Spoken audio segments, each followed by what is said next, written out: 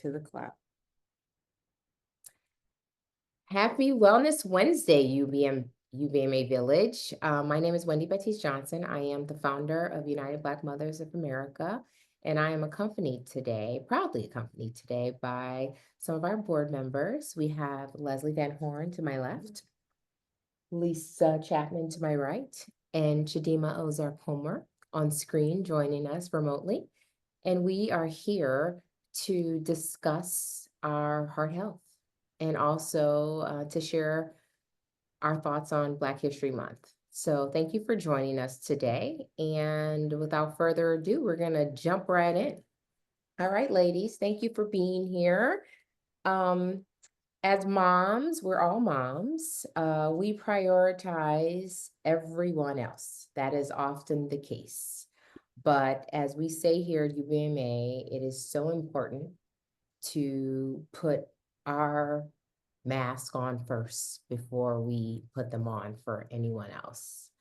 And I would love to ask you, how do you make time for your health and wellness? Lisa, would you like to start? Yeah, I'll start. I think one thing is to schedule things out. So just say, okay, every Tuesday I'm at 8, I'm doing a walk, or I'm riding my Peloton, or I'm going to the gym, or every day at 5 a.m.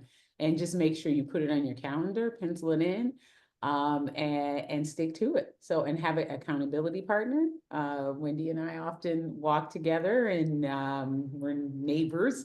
And so we often walk together. And so having someone say, hey, are we walking today? Yeah, we're walking, that kind of thing. Or we're exercising, we're doing yoga today. So I think the piece of scheduling it, and then also having someone to hold your feet to the fire, keeping you accountable, and then getting everyone on board in your household too, that makes a difference. So. Awesome. Leslie? I truly believe what Lisa said is correct. Making the time. We all say, oh, I have to do this, or I have to do this, or I have to do this. And one person told me a long time ago, they said, you choose what you want to be your life. So when you're making excuses, you're choosing not to put yourself as a priority. So I have this year, along with, like Lisa said, I've got an accountability partner, and I've made it my business for other people to know that I am taking care of myself now, because I have taken care of X, Y, and Z, and now I need to really look at myself and find myself again. So making me number one, even though it sounds selfish, is not really selfish if you're doing it in the right way. Yeah. Agreed. Amen to that. Yeah. How about you, Chidima? So I love what's been shared already. I will add that one of the ways I prioritize is I've made a decision in January 2024, I believe. I decided I was always going to do a minimum of 20 minutes of yoga in the morning, on the mat, or sometimes even in bed, doing the movements, and then 10-minute meditation just to start the day. And since then, my child will join me sometimes, and so it becomes like a family affair. But that was me making a decision that I was going to prioritize that. The other thing that I would add is surround yourself not only with folks that will hold you accountable and for whom you will hold them accountable, but folks who will celebrate you, whether it's a small win, it's a mile, or it's running a marathon, like people who celebrate and are excited. And so I'll share this one example. I remember actually the four of us were convening. We oftentimes get together, whether it's board meetings or other things. And, I had a milestone run that I was like, I'm dedicated to this. My scheduling got off or whatever. And you all encouraged me to do it, and you were happy for me afterwards. It wasn't like, it was just like a celebration of like movement. And, this is Chidima prioritizing something for herself and her mental and physical health. And so I always love that I get to show up authentically with the people around me, and they get to do the same. So it's a I gift. love that. I love that a lot. I think that to close it out for all of us, I mean, we are very good in this space on holding ourselves accountable. And I think that's really important for those of you listening to take away from this topic is accountability matters. And it's nice to have a partner, whether it is your husband, your boyfriend, your sister, your girlfriend, who can, you know, partner in your health and wellness, because it's important to have that essential support. I also think individual commitments, which I think we're all saying as well, is important. You know, when you walk into New Year's, everyone does resolutions. And, you know, the first thing people do is they want to get new gym memberships. But for me this year, it really, it stemmed beyond physical health. It was also about mental health. And instead of making an intention, I committed to a word that was going to define how I moved in 2025. And I shared that in our wellness check-in talk a few weeks ago, and the community shared their words as well. And my word is connection. And that to me is a form of me caring for my health and wellness, because I have made a commitment to myself to connect with positive and healthy humans who provide safe spaces for me. And we deserve that. Just like UBMA is a safe space for you, you also deserve intimate safe spaces with your girlfriends, you know, with your mate, with your family members. Yeah. So that to me has been my health and wellness priority. And then everything else should fall in line behind that, because then I have these people in my corner who are championing me to maintain my health and well-being throughout the year. So we hope that you can take away from this to grab hold of your village. This is another thing that we as moms Yeah. all hold in common, is that we think we can do everything alone. At the end of the day, we need each other. Yeah. And so grab hold of your village and stay healthy, stay well. Yeah. And I like to say with Shadima's point, so when you have small kids or small children, because our kids are a little bit Yeah. bigger, but involving them. So that's a way to keep yourself on point, because a lot of the activities you do with young kids is moving anyway, but make it more intentional. I think that's really beautiful. And I think that'll help you stay on track, because you're doing it with your kids. So you don't have to take Absolutely. time away from them. Absolutely. So what role does sisterhood and community play in helping us prioritize our health? Let's go right into that. Let's talk about, you know, how our children help us, you know, how maybe our church family supports us, how our friends support us. What are some examples outside of the ones we've shared where our sisterhood and community have played a key role in helping us prioritize our health, and specifically our heart health? Because heart disease impacts the Black community at alarming statistics. And so let's speak to that. Leslie, would you like to start? I would say, as a nurse, the patients that I do see, especially patients of color who are struggling, there is sometimes maybe a disconnect or an untrust of a physician or a practitioner that's providing you care. I would say, if you're not happy or not satisfied with the results that you're getting from your physician or whomever, seek another physician. Seek someone out who is going to listen to you and not just brush you off and you're there for your 15 minutes and they're going to keep it moving. I would also say, if you are feeling sick or something is not right about you, because we're pretty much in tune with how our bodies are for the most part. If you're finding something that's just not quite right, I would say do not wait. Go get yourself checked out, get a physical, make sure you're fine tuning those things, because you never know. You know, high blood pressure, they call it the silent killer. There's a reason for that. So we really want to make sure that we're prioritizing making those appointments, making that time just for ourselves. And a doctor's appointment is an hour, right? So do that for yourself. Most of us have insurances that will cover these appointments. Take advantage of those benefits that we have. and get to know yourself. And once you find out what is going on you, continue to seek how to better yourself or prioritize yourself or give yourself grace and start over if you didn't know something. Seek advice, ask questions, Yeah. absolutely. How about you, Chidima? So I really like what Leslie has started to share. What I would add to that is one of the ways that, our home have, in terms of small lifestyle changes, and I even love this question, Wendy, is like small, right? Sometimes we go into January 1 or New Year's Eve, like, oh my gosh, I'm gonna do this grand, I'm gonna overhaul everything. In 1 week. That's right, right? I'm gonna overhaul everything. I'm gonna unbig my back. As the kids say, we're unbigging our back this year, right? And they, and we don't really have a path for it. We just kind of are hoping, wishing, praying without doing the small things that we can do. And so one of the small things we started doing in my home is, thankfully, I'm so grateful that the Divine had it so that we are both on the same page about wanting to change how we were eating. Because sometimes one partner's on board, the other partner's not, and vice versa.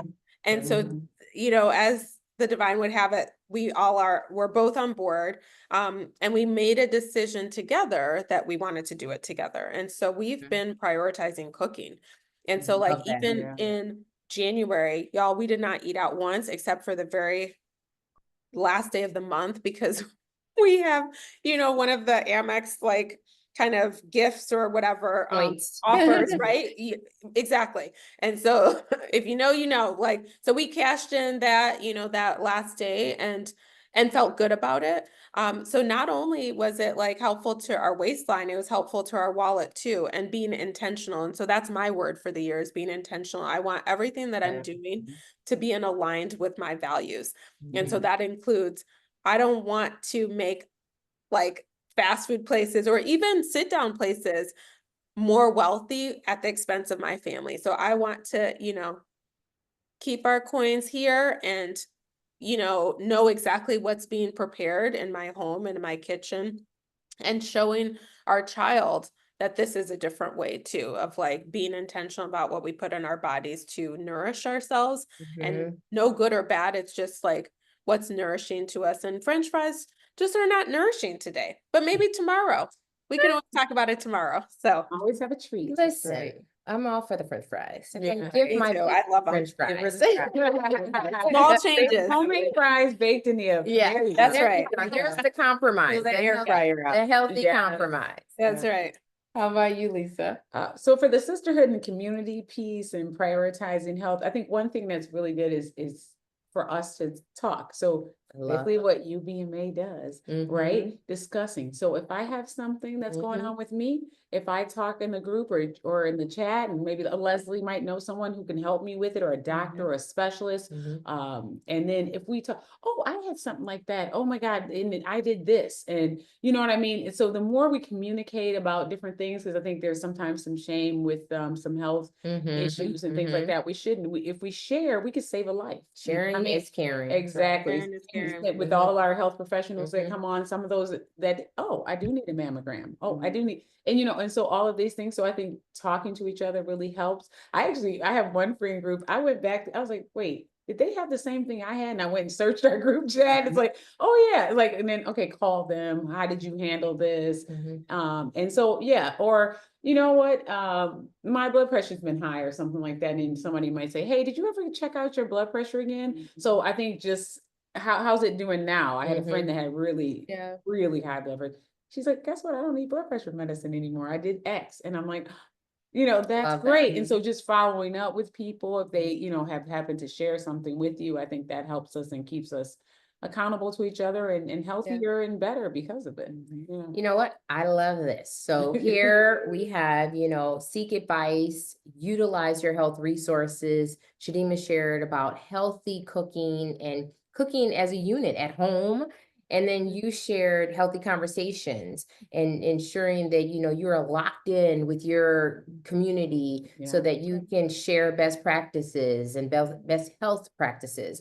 And for me, Well, first of all, I love all of this. However, I think that it's so important for us to have human interaction with our friends and to take time. So what we shared in our wellness check-in and what I will share with you today is to find downtime. We deserve rest. And so for me, when I think of sisterhood, I think of the moments that, you know, the four of us will grab a bite to eat, or I think about the moments that I'm on a FaceTime call with my girlfriend in another state, or I think of the moment that just this past year, me and four of my college besties went on a girls' trip. And, you know, it was pretty, you know, off the cuff. We've been talking, and I know all of you can relate. We've been discussing this trip for years, okay? Yeah. And everyone's schedules is crazy. And it's crazy because we make it crazy, okay? Yes. And so finally, it was post-election. I must share, we will thank VP Kamala Harris for our trip. And, you know, we felt that we needed community. We needed one another at that moment. We all live in different parts of the country. One of us actually lives outside of the country. And we said, you know what? Let's meet in this place and get together. This trip we've been talking about for years that we have not pulled the trigger on because we always made an excuse. Let's not have any more excuses. And we did it. Yeah. And you know what? It was exactly what we needed. It was what I needed. It's what we all deserve. And I always tell people, listen, it was a blessing to take this trip. And not everyone has the capacity to leave their family or, you know, financially afford a getaway. But that does not mean that you don't have the capacity to connect with loved ones, to connect with those people who care about you and who love you. I love my FaceTime calls with these women here and with all of the women that are in my village, Yeah. because to me, it makes me feel like I have a safe space to vent or to seek advice. And so I think the takeaway from this question is to take care of yourself and by seeking the access to medical care that you have. Ask the questions, you know, try to get the resources. And if you need help with those resources, that's why we're here. Ask us, email UBMA, and we will help you get access to those resources. Shadima shared eating healthy. In fact, in our newsletter for the month of February, we will be sharing heart healthy meals every Wednesday for you to use and share and cook with your families at home. And then also healthy conversation. So we invite you to stay connected with us, to come to our virtual talks, to come to our in-person talks, and to engage with the community and meet new people. I mean, it's always important for us as adults to meet new people. And so, and then I'm also encouraging you to take the trip if you can. Get in the car, take the road trip, drive 2 hours away from where you are, or take the staycation, go book a hotel room for the night. Take the time you deserve for rest. All right, so now we're going to shift gears a bit. We're going to dive into Black History Month. And our first question is, what does Black History Month mean to you as a mom? Shadima, we're going to start with you. Yeah, I mean, for me, it's exciting to be able to hear some of the stories from my preschooler. I won't get into one of them, but I'll share with y'all via the shock. So my child learned about MLK last month, which is good. And that said, I Oh, was like, boy. how you know that, right? I love the learning, and as a parent and as a Black mother, being able to learn through or experience the awe that our children have of all ages, you know. I love hearing how our older children in our group chat are doing, and y'all celebrate our baby in the, you know, in the group chat. And as a US born Nigerian, I have a different perspective in some ways, because I was raised by Nigerian immigrants who are naturalized, but they did not have the full understanding of how beautiful and rich Black history is. And sometimes, as we've talked before, sometimes we forget about the different, African diaspora, both in like on Africa, the continent, but then also, and it's a continent, y'all, not a country, a continent, right? Biggest one. As well Oh, as South America. Because there are Black people Everywhere. everywhere, okay? And Yeah. so what a beautiful thing that is. We also were saying that we love, if I could pick, I would pick this body. I would pick this Everybody. skin, this hair, every day, this every eyes, day. every day, all All day. all day. And I love that. And so having a small child who will ask me, Mama, we're Black women, right? Y'all, she is not technically a woman yet, but she knows She who thinks she so. is. Yeah. It's on her We're way. Igbo. We're real She Igbos. And I'm needs like, yes, we affirmation, are. thanks. Yeah. What'd you say, Wendy? She needs that affirmation, thanks. Right? Yeah. She knows who she is and I love is that. continuously Yeah. learning. And I'm continuously leaning into who I am because of that intentionality and that values alignment. And so being able to select who's in my village, and pick women like you all, that I admire and hold in such high regard is really a gift because these stories just come alive and not just February. Yeah. Contrary to popular, not even popular, unpopular alternative facts, it's happening. We are celebrating daily. And that's how we roll. So I'm glad that it's, February. That said, it doesn't just stop and start in February. It's all the time. You know, I love that you shared about how, you have the youngest of all of us.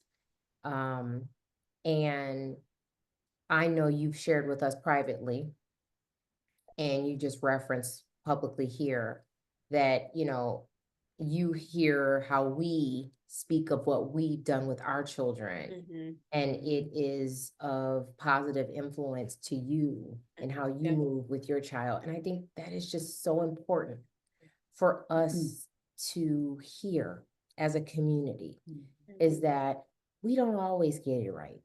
Okay, there is no manual on being a perfect parent. Not at all. But gosh, if we only spoke to each other about our trials and tribulations, our hurdles, our triumphs, we can learn from one another so that the next generation can be that much better or that That's much right. more prepared. Yeah.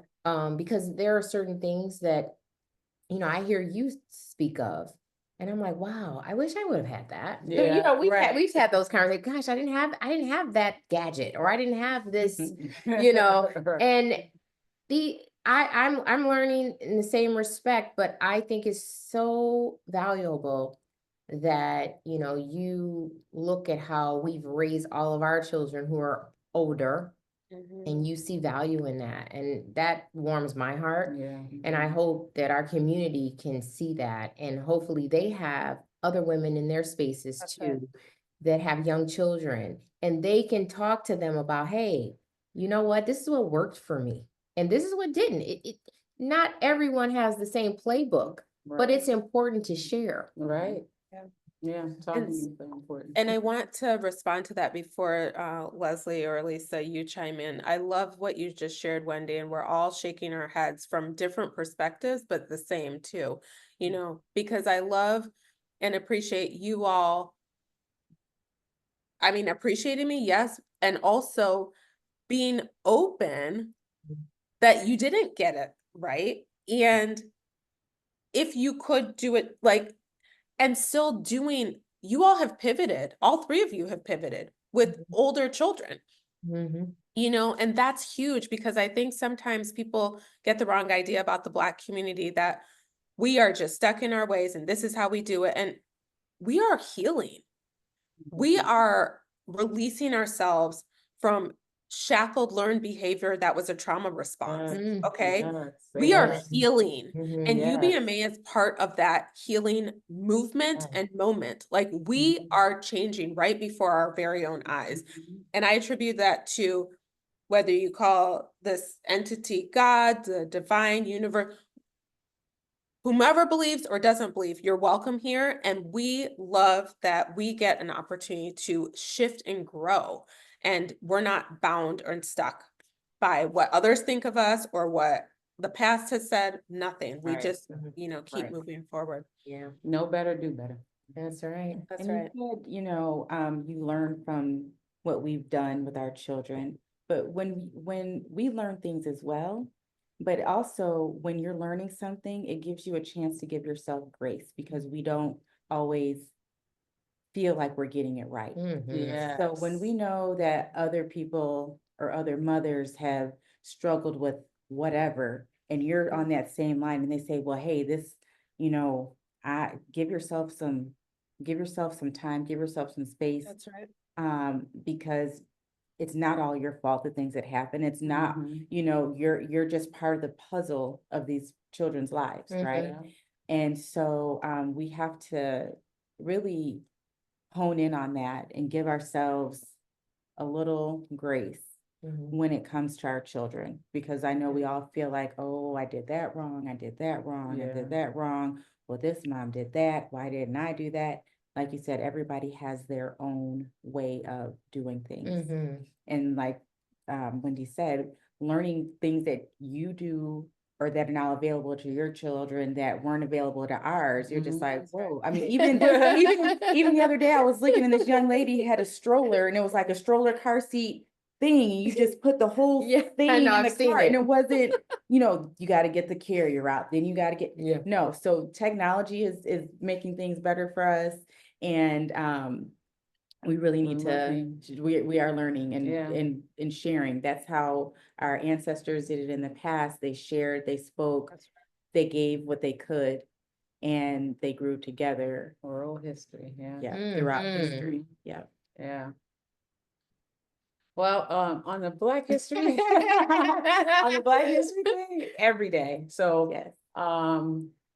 yeah, I think what we're learning, especially in this climate right now, is it is our responsibility. We always knew this, but it's our responsibility more than ever that we communicate to our children Mhm. what our history is. We don't need anybody telling a narrative to them that is not the narrative. Mhm. So we need to, I think, yeah, that 365, some years 366. I think that's yeah, I think that's what we need to be doing with our kids. I always say the majority narrative is always going to be told. So you have to push our experience or the Black experience to your kids because they will not get that in the world, Mhm. especially not a positive view of it. Mhm. So the more positive things you can do and instill in them and the pride and the showing the Black excellence to them every day, I think is going to just help them be a stronger person in the world that they need to be. And I think sharing like our families have history. Just like your parents coming from Nigeria or Wendy's parents, I think, we had the Louisiana. migration Mhm. thing coming from so our history is just American history and just the world history, but migrating, my parents and grandparents migrated from the South. But like my son, who's now in college, when he was in college, he wrote a paper about Malcolm X. Yeah. Happened to call my mom. My mom knew Malcolm X. Mhm. My aunt and uncle worked with him. My aunt worked with him at the Stanley Company. Wow. My mom used to go to his house, hear him speak at the mosque. She wasn't Muslim, but my aunt, her sister was, and Mhm. but if she knew he was coming to Mhm. speak, she would go and hear him. She's like, he was a magnificent. So it's like that's real history, real people that Mhm. that you're talking to, and I'm sure everyone in their family has similar things. So even just our family history Mhm. is something to share with kids and to talk about and to bring it to life so that they can know that it's just such a rich, incredible history.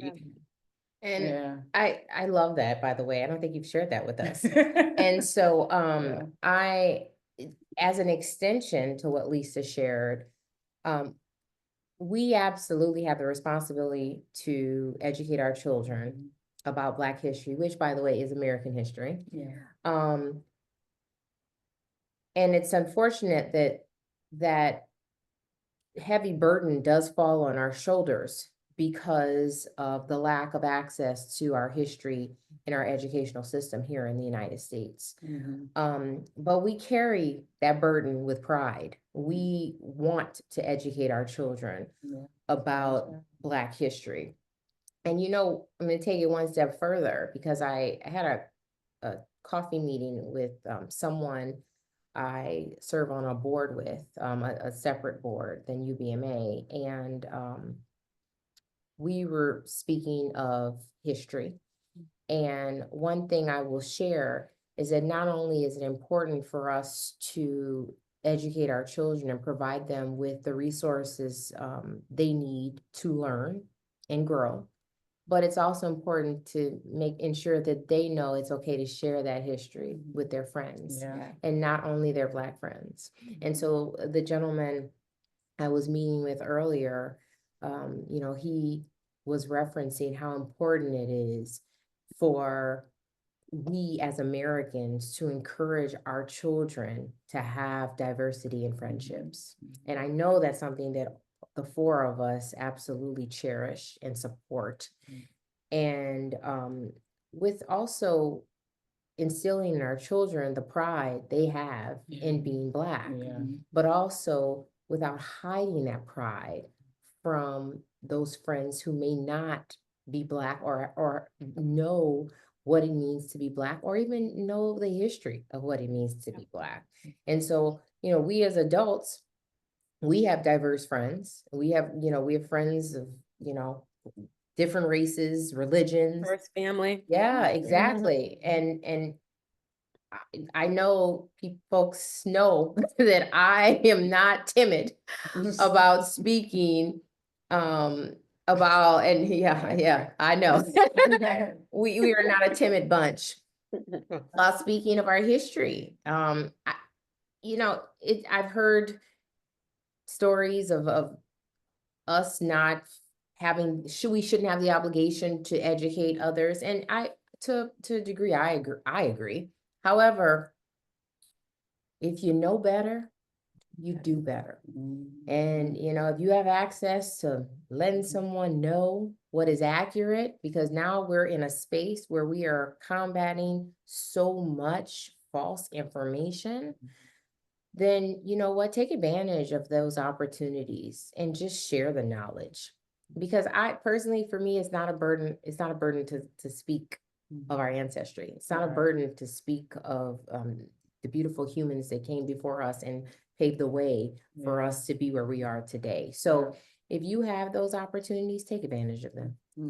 I'd also like to say too, because our ancestors have touched everything in this country, from medical to engineering to cars to anything, we have to make sure our children understand that.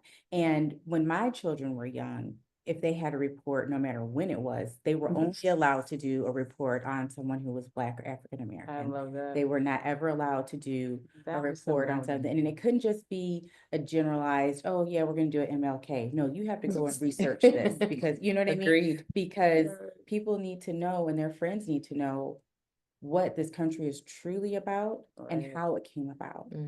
So share. And Wendy and I had a very good friend who always used to say, each one teach one. That's right. Yeah. And so for one person gets to another person, and then it spreads continuously. So that's what we have to do. I had the opportunity to go to a school in Detroit, an elementary school called Clara Barton Elementary, and they literally made everything about Black history. So you guys wonder why I am like I am, but Okay, you're perfect the way you are. She's saying that in all the good.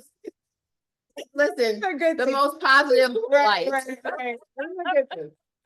Because why I they am. real Black history, like I know random Black history facts, so that same thing, but that's we were celebrating, because this is how old I am, but we were celebrating are King not Day old, before it was stop. King Day. Like we were preemptively doing it. We were like, we had Bible study at school. Oh, We, yeah. like, we still, I knew every verse to lift every voice and sing. So anyway, but it helped to instill that pride Mhm. in me that like, no, this is a rich, wonderful history Right. that I am so proud of. And so we should continue to, Access. That Yeah, access. access and representation. I mean, Thank you. and this Yeah. speaks to when I was a graduate student instructor, a GSI at University of Michigan when I was doing my MSW program in the School of Social Work. I was teaching an intro to sociology class, and it turns out med schools wanted people to learn more about some of these things that we're talking about so that they become better Mhm. medical providers, right? And so I was teaching about medical racism, and I mean, things that aren't fun to talk about, but my But- students were learning. Necessary, yeah. And so important, right? And to your point, Leslie, every week I would come with my slides and I would introduce them to a new Black sociologist. Good. Mm. Because the canon, which is kind of the framework and we're all supposed to learn this canon within the scope of sociology, it would only focus on one type of sociologist. Right. That was not us, right? Right. Mhm, So I mhm. said, let me tell you the rest of the picture. Right. Because representation matters and because it's important to know the full breadth and the full Mhm. richness Yes. of sociology and Mhm.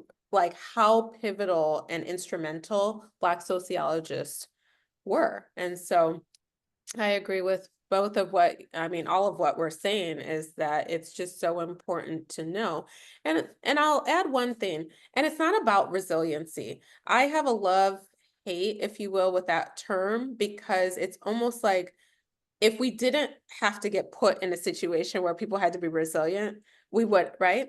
That said, there's so much joy. Like it's not just about the tears. It's not just about The the fight. pain. There is such a fullness of this Mhm. tapestry of Mhm. Blackness. Mhm. And that is what and it's not even about having to be like Black excellence. There's a place for that too. Mhm. But even people who are not deemed excellent Yeah. are still as valuable as Mhm. those that are the first, right? Or the onlys. Like there's just so much beauty in the whole thing. And so that's why it's so important. So to that end, and to sort of round out our conversation here, our Wellness Wednesday newsletter that will be coming to you today and every Wednesday this month, will not only feature heart healthy meals, but will also feature historic Black women, and women that you likely may not know. Yeah. And it is intentional that we do so because there are so many Black people who have shaped this country, shaped our world, shaped what we do and how we do it on a daily basis. And it's sad that their stories are often untold.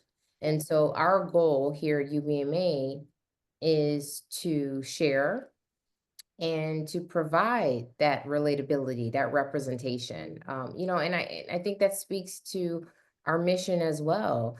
We are an inclusive organization, as many know. We always welcome, our friends, our allies to join us and support our health and wellness, but they join us in understanding that the speakers, the physicians that we bring in to speak to our health and our wellness needs are oftentimes Black women, because we need to be in spaces of relatability. We need to be in spaces where we're hearing from the very human who understands what we may be going through. Yeah. And so I think I should put that out there just in case, folks didn't know. We most certainly bring you Black cardiologists for Heart Health Month. we bring you other physicians who speak specifically to your health needs. So thanks, guys. This was a pretty good conversation.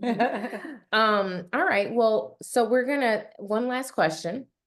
What advice would you give to other Black moms about taking care of their hearts? Who wants to start? If you take your physical heart, please just watch your salt intake, your sugar intake, your, exercising. If you can walk 30 minutes a day, do that. If you don't have a full 30 minutes, break it up into 10-minute threes, or 3-minute tens. How about that? And just start monitor your blood pressure when you can. Understand if you're having lots of headaches, check that out. Because if your heart's not ticking, nothing else is working either, right? So that's one of our core organs, and we need that. And our mental heart is just as equally as important. If you're not feeling yourself, or if you're feeling down or what have you, talk to someone. That's why there are psychologists and psychiatrists to help you with your mental heart. So that's all I got. Yeah. Yeah, I would say just prioritize, maybe just try to learn about nutrition. I think there's a lot of false information about nutrition out there, especially now with the internet. So you just make sure you're getting your nutrition facts from someone who really knows. I think any diet that says cut out all of this or all of that or one thing or eat only one thing, you might want to stay away from those. Humans are kind of naturally omnivores, but I know people have vegetarian diets and things like that, but eating a variety of things within those diets is very important. I would say, yeah, like we talked about earlier, get a baseline physical, get your blood work done so you know all of your numbers, your A1C, your blood pressure, your all your values for your blood work. And as long as if you know that, get a baseline for that, know that, so you know where you're at and what you need to do, and try to avoid all the things Leslie was saying, and yeah, just move, intentionally move, unintentionally move, have a dance party, which no one wants to join me. I think that's a great way to move. I wanna Wendy's gonna dance. come I'm over coming. and dance with me. I'm coming. I think that, play the Beyonce album and dance Listen. around for 30 minutes. Yep. I can't wait for Cowboy Carter. I will be the first one in line. Yeah. And I think, like Leslie said, reduce your stress. Yeah, like that's one thing I'm working on this year, anxiety and stress. Try to keep yourself grounded, but through your connections, your girlfriends, your significant other, your children, and yeah, go out, breathe some fresh air, get some sunshine. So take care of yourself and your heart. Love that. How about you, Chidima? So I'm responding to this question, but then another one, kind of thinking about wake up calls. I'm, in terms of heart health, like I've had some health stuff in 2 different times of my life. And honestly, I was going to text you, Leslie, like, do you think stress could cause, type of thing.